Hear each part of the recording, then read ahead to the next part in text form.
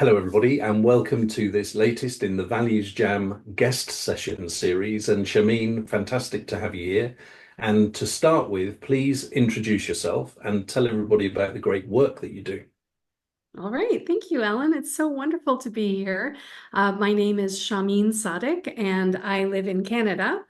I am a leadership consultant and executive coach and have been in business for, wow, since 2005. So a very long time. And I work with organizations who are ready to strengthen the heart of their leadership. And so my gift to the world, or my offering, is really to bring heart and love into leadership, and not in the slimy sexual way that you might think when you hear about love at work. Not that, but more really about how do we genuinely see and appreciate and understand each other so that we can come together and create something amazing together. So that's what I'm up to, and that's how I spend my time. Okay. And for people that are listening to this thinking, oh, yes, I need some of that in my organization, where can they get hold of you? I think the best way is to find me on LinkedIn, just under my name, Shahmeen Sadiq. I can spell it, or you can maybe attach my name to the recording when you send this out. But also, I do have a website. My business is called Anjali Leadership, so that's ANJALI Leadership, and you can Google that and find me there too. Brilliant. Okay. And we share a business birth date. So my business started in 2005 as well. So we've Wow. got a big year next year, right? Yes, that's right. I was thinking that I have to come up with some sort of celebratory ritual for Yeah. it, which is yet to be discovered, but yes. And I've got a couple of other questions. So you mentioned heart and love, and I'm guessing, apart from what you described, it's not in a kind of hippie way either, right? Right, right. It's actually quite fierce, the love that I'm talking about. I think actually part of it is, I think there are a lot of people who think that they are actually bringing a lot of heart. And so they're being very careful and cautious, especially when it comes to addressing difficult things with other people that they work with. And so they might kind of float over top with, niceties and platitudes and avoidant sort of behaviors, thinking that this is being very kind and nice. But what actually is happening is you're not addressing the real stuff. So when I talk about heart and love at work, what I'm talking about is loving the other person enough to tell them the truth, your truth. I mean, might not be the objective truth, but if you're having an experience with someone and it's not working, the best thing you can do is actually raise that and talk about that. And to find a way to do that directly, clearly, and kindly is, I think, the fiercest kind of love you can cultivate. So that's what I mean. Okay, great. So I think you've got a deck of Values Jam cards there, haven't you? I do. I So do. let's do this. Please divide them into six piles in front of you. Okay. And then however you wish to number them from one to six, those piles, Okay. could you choose pile six? All right. And how many cards do you have there? Is it more than six? Yeah. Could you choose card six from the top, please? 1, 2, 3, 4, 6. Okay. And so I wonder what we've got. So the first question on the back is, what does it mean? So which card have we got? We have the card that says faith. Oh, wow. Yes. Good. Okay. Yes. So Yes. would you like to go first? What does faith mean? And what does it look, sound, and feel like? Okay. Sure. I can go first.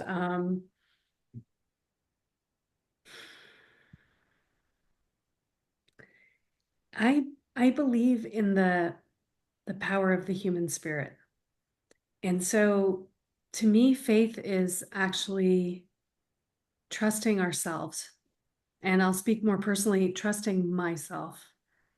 To me, that's like, I think we can think about faith in terms of religion or deities or different entities or guides that, sort of help us along our path. And I'm not averse to that. But when I see this card, the first thing that comes to mind is, faith in the human spirit, faith in the common core of humanity, and ties to my work because it's all about heart and love and connection. And so that's what faith looks like to me. It looks like I cultivate a relationship with myself where I can trust myself, my own innate knowing or my own innate intuition about things. But I also think faith has to do with cultivating, good relationship with other people, and then trusting in that, in the solidity and goodness of that. Great start. And I'm thinking along similar lines, but I think there's something for me about faith, um, making me think about something beyond self, um, and having that trust and belief and faith in something other than yourself, whether it be humanity, or some sort of religion or religious figure or whatever that might be. Mhm. Um, and in simple terms, it's kind of like, I'm backing this. It's that kind of thing. Mhm. Um, and listening to you talk about how it's, what you believe in and how it's all about your work. At the same time as I was thinking that, there was something coming into my head saying, yeah, but look at the mess the world is in. How do you keep your faith in a situation like that? So, yeah, how do you do that? It's a good question. I think we could discuss it on many levels. So I actually want to start with something more concrete because this is a conversation that can be kind of broad and like high up there. But I like to bring things to the ground. Mhm. So for me, one of the ways in which I cope. So when I said fierce love, that means including everything. So including the strife, the chaos, the violence, the wars, the absolute disregard for human life between humans, which is appalling and shocking and deeply distressing to me. It means including all of that. And as one of my teachers says, it's a sort of radical act to still be joyful nonetheless. So it's not joy because we're bypassing it or kind of floating on top of it, but it's like being willing to live with a joyous heart as things are happening around that you're not denying. And so for me, one of the ways that I bring this to the ground is I actually don't watch the news. I Okay. I stopped consuming news on a regular basis quite a few months ago because my heart and me, I'm a very sensitive person. I'm very empathetic. I'm probably an empath. I feel other people's energies, and so I'm then very subject to that, and it can be overwhelming and very depressing. So so I stopped watching the news, and some people in my life said, "Well, then you won't know what's going on." Somehow I do know what's going on. I mean, I have, other people in my life who watch the news that tell me, but I just don't need to be in the field of it directly over and over and over all day long. So that's how I deal with that, kind of on the ground. Yeah, so there's some interesting contrasts here because you said you're an empath. I do think that I can kind of pick up vibes from people, but I'm also sometimes very cold as far as being able to just look at facts. Mm, mm, So this last night I did watch the news, and I was looking at a picture of a building that was on fire with smoke coming out of it at night. And I don't know, I don't feel guilty about this, although me saying that probably shows there is a little bit of it there. I was thinking, what a beautiful photograph that is. Mm. And so, I don't get consumed with grief and sorrow looking at the news. I kind of, the other reason I do watch the news is because I think it helps me to understand that life is not all about being able to do nice things all of the time and things that you enjoy doing. And I find it kind of grounding, I suppose, Mm. um, to witness that. Um, but at the same time, it's in a detached kind of way. Yeah. So that's an interesting contrast. Like you, I like to get grounded, and I guess I enjoy doing the helicopter to the ground and up again, that kind of thing. So you're getting a full picture rather than like what I don't like is some people who just remain so far up in the sky. Yeah. And then what about if you tap into that creative side of your brain, when you think about faith, what images come to mind? What sounds come to mind? And what feelings come to mind?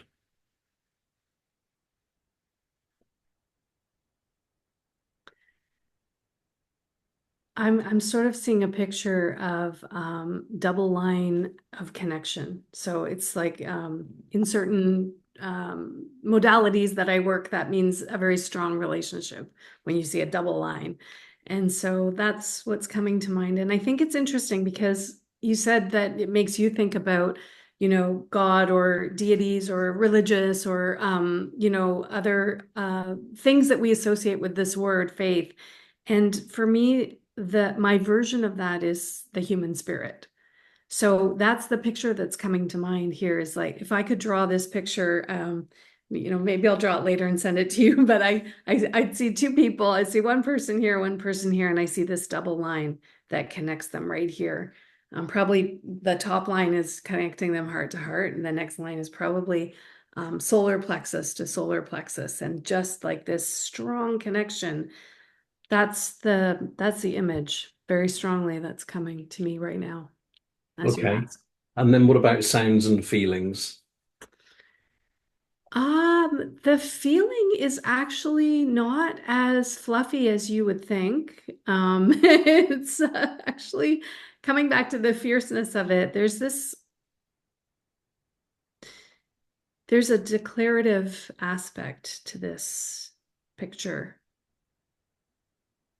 And it basically says, I won't let you fall.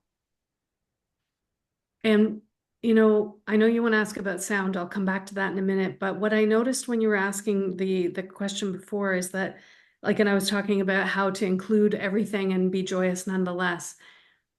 What that does for me, not being kind of consumed by the feelings that I have when I watch the news, but being well aware of what's happening between humans.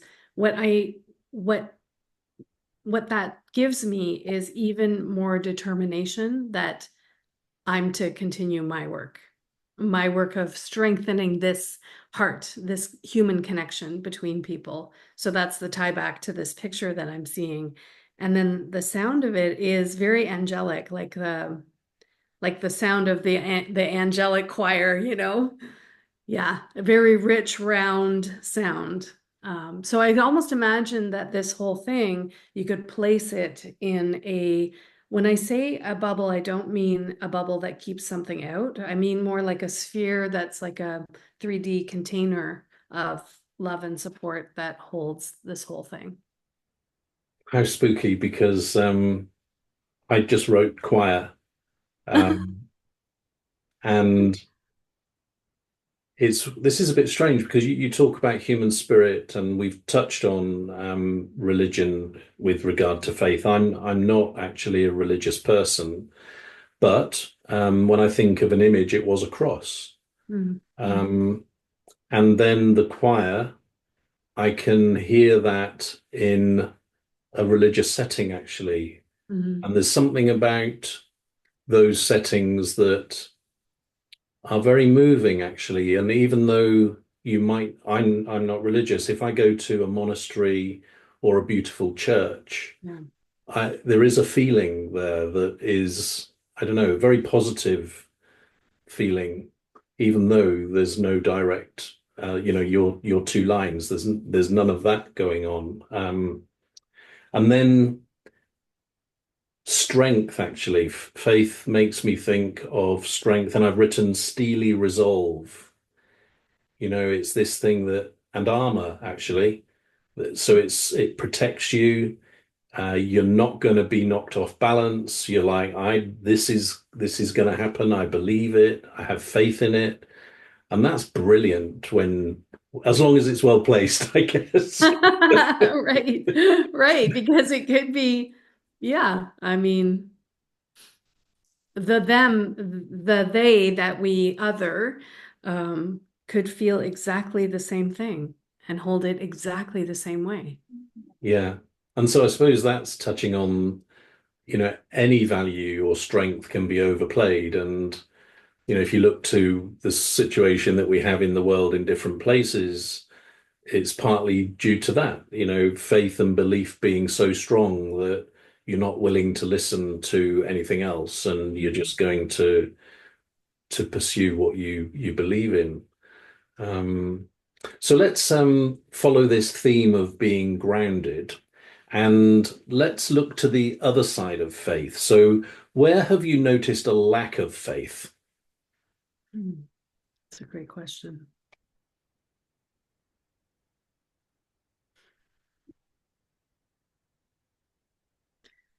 I spend a lot of time being an entrepreneur, a solopreneur, a small business owner.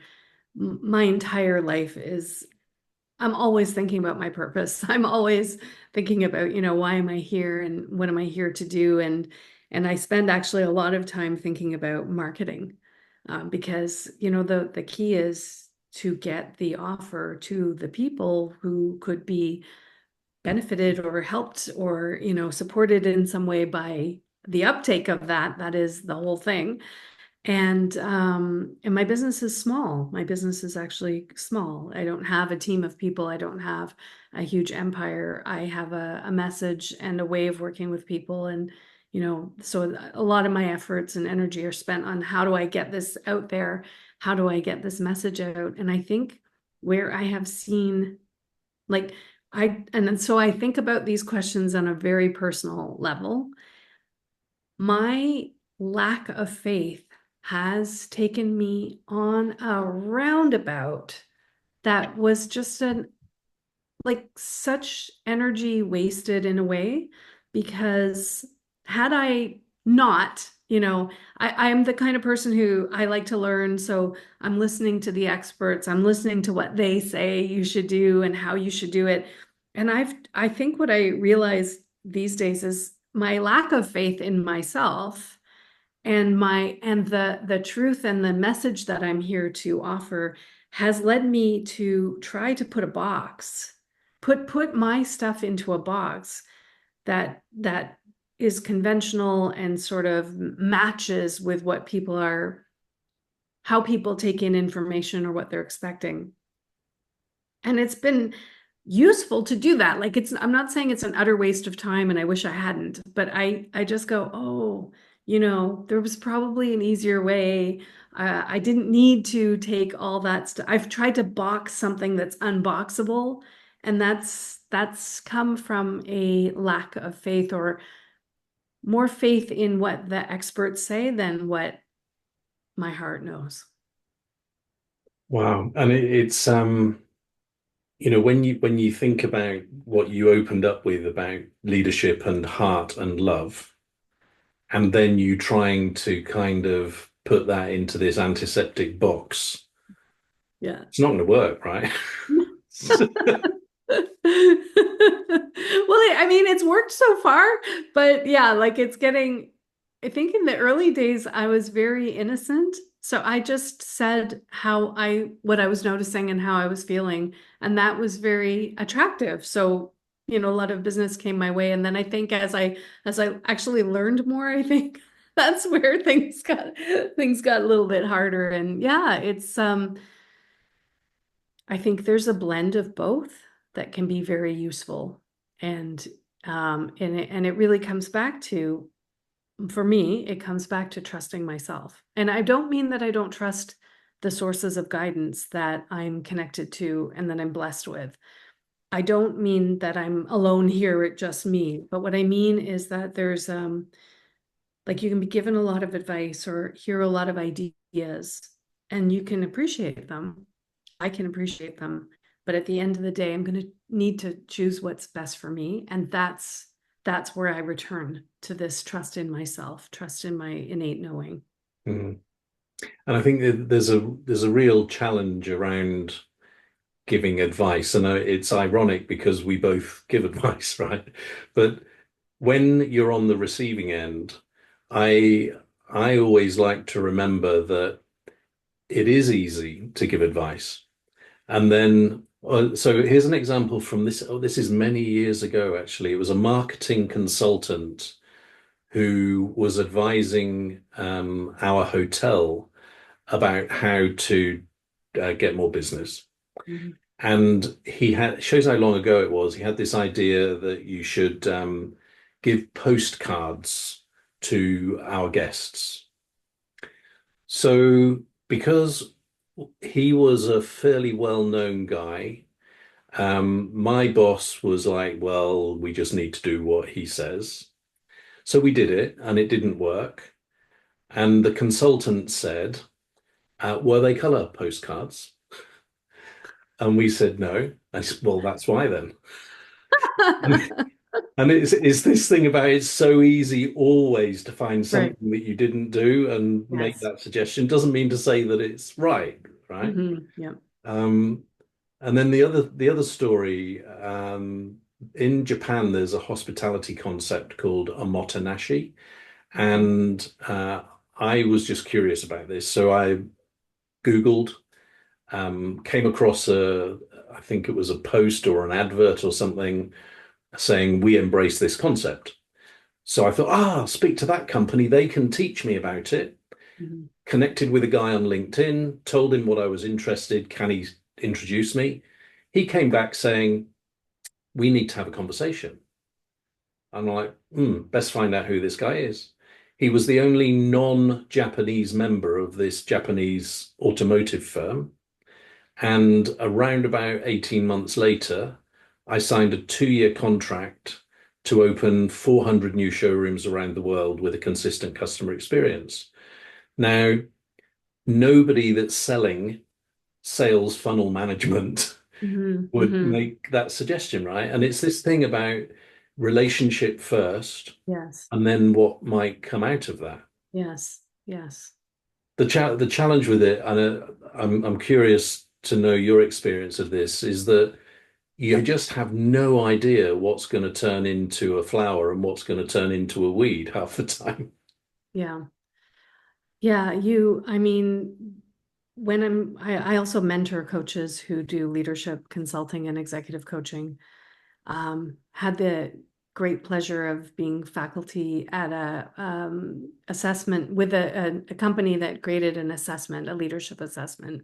And so through that, I ended up teaching and certifying about 1,000 people. So a lot of coaches are in my ecosystem. And when I teach them the sort of advanced mentoring that I offer now, it is all about, like, you have to have a framework. You have to have some set of glasses that you're looking at things through that makes some sort of sense. So there's a framework that, I'm looking at leadership through, but then most of how the magic happens is because of the consultant's presence. It's a game about presence more than it is about facts or knowledge or Yeah. frameworks, even in models and concepts.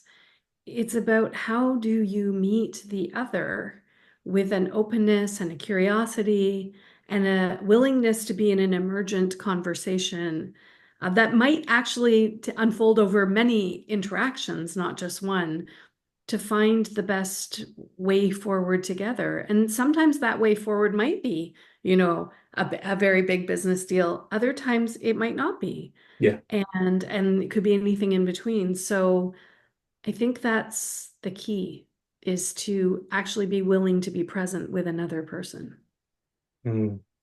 And in that case, I'm just thinking about being in that position. You do need to have faith in yourself in that situation, right? Yes. Because what you're kind of doing is putting aside the I'm going to communicate this to you, and Yes. instead draw on everything that you know, have known, might know, to be able to have that emergent conversation, like you say, without knowing where you're going to go with it, which is kind of making you very vulnerable, Yep. but you just need to embrace it and have that confidence that it's going to be okay. I'll tell you a little story. I recently started to do, I call them experiential keynotes. So they're public speaking sessions, but they all include an experience. And because I'm not, I don't think I'm interesting enough to stand and talk to a group for an hour and just me talking. And that to me, like maybe I've got enough to say that people will be interested, but I feel like the real gift I have to offer is to engage them in some sort of practice. Let them try something, run an experiment with something, and then see, then we can talk about what they noticed. To me, that's much more interesting. So I was speaking with some business owners, smaller to medium business owners, and did asked them to run this experiment where they essentially listened to each other in a particular way in pairs, and then we came back. So it looked like on the surface, it looked like, oh, she put us into pairs. She told us what to talk about. She gave the instruction for how to listen. And oh, it was really amazing. It was like super powerful, right? And so then a few people came to me afterwards and said, I'd like to do that with my community. Can I do that? And I was like, Yes. I mean, I can't stop you from going and replicating what you think you saw me doing. I can't stop anyone from doing that. And if it's inspirational, that's great. But here's the thing. For me to do that, for you to have that experience, for me to lead that and guide and hold that experience, I have been working on myself for many, many years in a particular way that has led to this moment where that happens. So you can try to do what you think you saw me doing, but absent all that other stuff, or like, and I don't know what that person's journey was, what did they do for the last 20 years? How did they work with themselves? Maybe they'll do it great. Maybe it'll be amazing. It'll certainly be their own brand of it.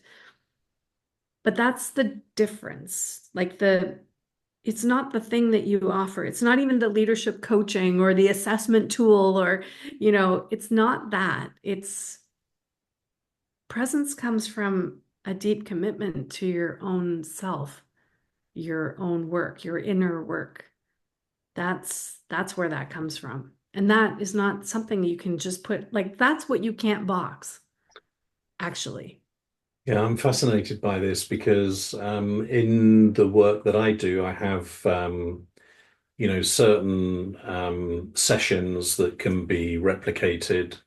And so, for instance, with the 31 practices approach, I always encourage my client organizations to involve as many of their employees as possible to go through this Mhm. creative thinking process. And of course, if there's a lot of people and you can't do a lot of people in one go, then that means that the cost is racking up. Yeah, And so sometimes people are saying, well, could we do some of these on our right. own? Right, right. And I want to help them because I don't want to, cause them cost where it's not necessary. Yeah. And then I find myself in an awkward position because I'm kind of saying, yes, technically you can, but I'm not convinced it's going to be as good. Right. And the bit that I struggle on it, so I'm now thinking, logically and what percentage, I'm thinking if I'm delivering and it's say 100%, and I'm not saying it's 100%, because Yeah. it's brilliant. I'm saying that's me. Yes. What is it that they're able to deliver? So what's, if you were to think about yourself in that situation with the what you just described about the pairs, Mhm. if they were to do it themselves, what percentage do you think they would be able to deliver at general? And you might say Yeah. with different people, different levels, but Right, broadly, right. I think it's hard for me to say a number. It's more for me to say it would depend on how undefended they are already. And okay, you don't become undefended just because you watch someone who was undefended or less defended, leading something. So to me, that's the key. Like it will be as good as you are. Like as good as, and I don't mean good. I don't, it's not a value evaluation of good versus bad, but how much work have you done on yourself to be able to be open enough to dance with all the things that the humans that you're working with are going to bring to you. Do you have a framework? Do you have you worked through with yourself through your framework? And that's going to be the determining factor on how good or useful or effective or profound that offering is. So in a way, that person or those people who want to copy should go ahead and do that. They should, because they'll only get better at it. And I mean, at the end of the day, if we can get humans talking to each other in a real way and listening to each other, I'm all for it. I don't have to be the only one. So in one sense, that's like this is not to say that I should be the only person who ever does that. yeah, But it is to say that sometimes people want to learn that. I've had people say to me, I want to be able to do what you do. I saw that. I saw your technique. I like, can you teach me that? Now, here's the interesting thing. I would love to teach them. I would love to. But again, trying to box the unboxable, this is not something you learn in 6 weeks. This is not something you learn because you watched a few videos that I gave you where I explained it, right? This is long-term work. And I was just talking to my marketing person about this yesterday, and she was saying you have to give them, people want to learn right now, what is the expert doing? They want to learn your technique. They want to learn your process. I can't teach my process in a short amount of time. And, so then like, it's like, what do you do then? What do you do then? And what I've decided to do, and this comes back to this card, what I've decided to do with that is to actually not try to box it into 6 weeks. yeah, And if it means fewer people will come, that's okay. Because I don't want to compromise the the good that could be done. I don't want to compromise by trying to cheapen it into a technique, into a 6-step process that, anyone can apply with great results. No, that's faith. that's faith. Yeah. And I was talking to somebody about coaching the other day because I think one of the issues in the industry slash profession, however you want to label it, is that anybody can start up, right? And we were talking about how you might have somebody who's reasonably young and says, "Yeah, I've decided to be a coach." Yes. And it's like, okay, great. How have you equipped yourself to be able to do that?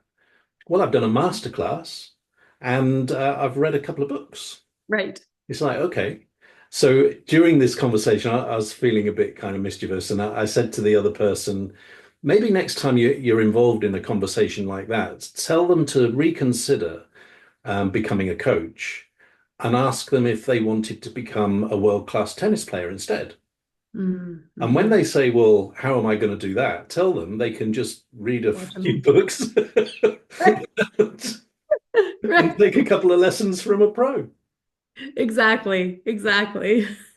So let's on Values Jam, there's an opportunity for you to ask your own question about faith. Oh, So it begins with either who, what, where, when, why, or how. okay. And please create a question for us. If it's a question that you have an answer to immediately, feel free to share the answer too. Or if Mhm. you'd prefer, I can go first. Okay, okay, okay. Well, here's the question that's coming. Okay. So we'll see how it lands. Yeah. Um, what would you be willing to give up in order to cultivate deeper faith? Ooh. Can I ask deeper faith in what? Well, for me, when I hear myself ask the question, it's deeper faith in I keep saying myself, and I just want to say this one more time because I know I said it earlier, but I want to say it again.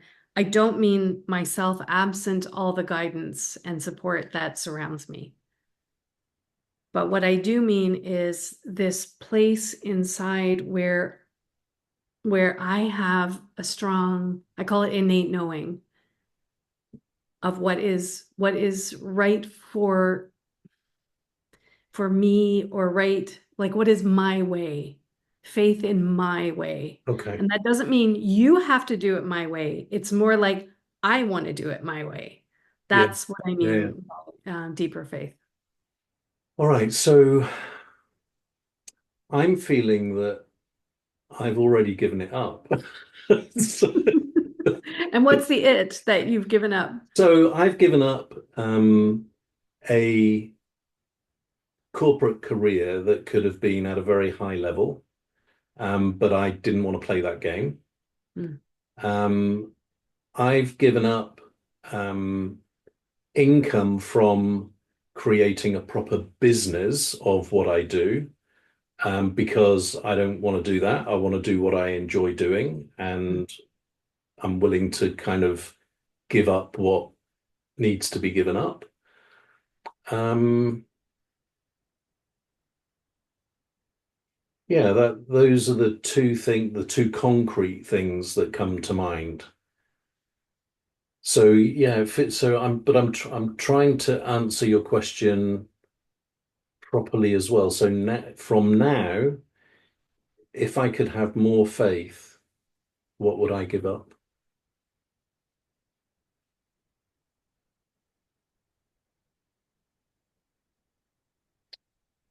I think the answer is nothing, because I'm really comfortable with where I'm at, and I don't need more faith actually. Um, but now there's something in my head saying you're verging on sounding arrogant actually, which I don't want to do. But I feel really comfortable with where I am, and I enjoy it, love it to bits. So mhm, why do I need more? mhm. So what I'm hearing you say is that you're willing to give up the trappings of ego and what the world thinks of as success in terms of the money. Right? That's what I heard you say. Like you've already been willing to give those things up. The ego of the big job and the very, like all the kind of admiration and regard that comes from that, and the willingness to give up the maybe larger income that you could have had you done it a different way, and done what they say you're supposed to do to make, millions and millions of dollars, uh, which are the outer trappings of success. That's what, that's the conventional mindset, says that the more famous you are and the more money you have, the better you are. And I hear you saying that you've already given up that for the faith in yourself. And what you said actually warms my heart so much, because you said, I am doing what I am enjoying doing. I am doing what I enjoy. I'm doing the work that I love. Like, do you realize that's actually what my whole message is that, like, do what, like, be in joy in your life. Take the gift of this human life that you've been given, and put it into service in a way that feels good, that feels joyful to you, and that feels fun and exciting and purposeful. And that's like, to me, I think that's a success is Mhm. is to do that. And so what I'm also hearing you say is that there's nothing else to give up for more faith. You don't need actually more faith.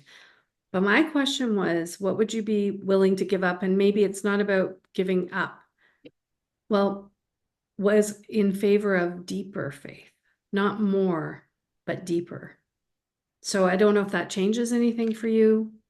Yeah, I don't know if it does, because when I was listening to what you were saying there, I was thinking of just what's coming up quite soon for me. So I'm launching a piece of work around kindness in Italy next week, which is so it's called Kindnetics, which is a play on the word kinetics, Nice. and it's about the social energy created by kindness. Um, I'm involved at the moment with something called Voices of Tomorrow, which is encouraging youth to express their vision of the future through the creative arts. And then we're going to use AI to translate that into sentiment and data to be used by stakeholders who create tomorrow's society. Um, I'm writing a book at the moment, which is a compendium of all of the countries in the world, their core values, playing a bit with AI image generation and stuff like that. So I'm like so alive to be working on these projects that are so cool with such brilliant people. But at the same time, you mentioned ego, and it reminded me of this is some months ago. I was talking to somebody about how I don't need to be like the prize-winning vegetable grower. I can be the conscientious gardener, and nobody knows that you came and did the work. That's absolutely Mm-hmm. fine. Mm-hmm. Mm-hmm. Um, so, and I'm sorry, but I'm struggling to That's answer this okay. question about deeper faith. Which Yeah, that's all right. and what about you? Come on. Yeah. Um, I think that like I've already expressed how I listen to all the advice and I take in all the advice and I try to apply everything that I hear out there to myself. So for me, it would be giving up that habit of that, like it's a delicate thing because I'm not saying I don't care what anybody says or I'm not going to listen to anybody, but it's more, I think I would give up the habit of assuming that others know better than I what is my way or my best way for me. That's what I would give up. So that I could trust myself more, maybe not more, but faster, sooner, before I spend all this time, doing the other stuff that, yeah. And there's two things there. One is a story about somebody who is another solopreneur coach, and she was trying to change her business model to be able to live a different lifestyle, and invested a lot of money in experts Hmm. to Hmm. create models for the business, and none of them worked. Yeah. Um, and then the other one has just gone out of my mind. So there was her. Oh, the other one was these people who are advising you. What do they know about you and your way? Really? Well, that's true. And I think, I mean, there are some mentors that I have found who are extraordinary for me and at different times have been extraordinary for me. So, there's been many teachers that I've worked with over my time in this human body, in this human experience that have been so, so helpful to me. Now, some of them are not helpful to me today. Like their teachings were good yesterday, but not today. I found other teachers that I now work with today, and I think the key is that the more they know me, the better they can help me. Yeah. And so there's a bit of an onus on me then also to defend less, to not worry so much about needing to kind of prove my worthiness Mhm. as more to be really transparent and vulnerable and say, this is where I'm at, this is what I'm trying to do. What do you think? And then when they say they think this or that, or they point me in this direction or that direction, coming back to myself and saying, okay, so I'm hearing that. What will I take and put into service and maybe shape it my way? And what will I leave behind? So nothing is wholesale. Nothing is all or nothing here. It's always timing and relevance. But at the end of the day, the thing for me, the pattern I know in myself is my tendency is to always believe that others know better than I do.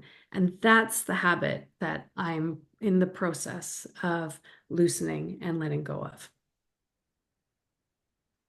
Okay.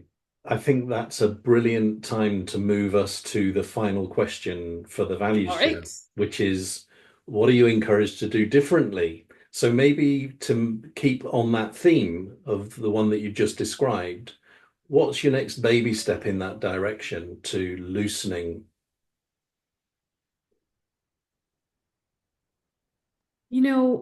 Every morning I sit, I have a little meditation area here in my office on the floor with cushions and a little carpet, and I'll send you a picture of it right now. It's a bit messy, so I can't turn my camera. But sometimes I put little love letters to myself in my space. So I think that will be my next step, is to actually write that love letter, that letter that reminds me that, you know, it's not that they don't know better than me. It's that I can take things with I can discern. I get to decide. I get to decide. You know, I think that's my next step, is keep it. I want to keep that in front of me. That's a great, great idea. What about And you? Well, well, you didn't have anything you wanted to give up, but maybe there is something you're encouraged to do differently yeah, because there of our is. conversation. Before that, I've got an idea. So please take the like we were saying just then. You what you've described is how you're going to receive from people, and then you're going to just choose, and it's up to you. Yeah. So I'm Yeah. doing it Yeah. in that spirit. But I'm wondering about your love letters, whether you might invite some other people. And so to be saying to them, I'm going to be writing myself some love letters for my space. And it'd be great if you could write me one. And it's not for you to blow smoke. It's for you just to write something that you think. And I'd appreciate that. So that's it. Oh. Um, and then for me, I this is a weird sensation I've experienced today, which I'm really grateful for, because talking about religious settings that we were and the choir, I'm moved to visit either a place of spirituality or even listen to a choir sing a beautiful song. So Mm. it's not a very big thing. That's what this has moved me to do. So thank you for that. Oh, you're welcome. That's beautiful. So, So that's it. We've had our values jam. Thank you so much. And I hope you yay. have many more with that deck that you've got. Thank you. Thank you so much, Alan. It's been so much fun. I've enjoyed our conversation immensely. Take care. Bye. Bye. Have faith.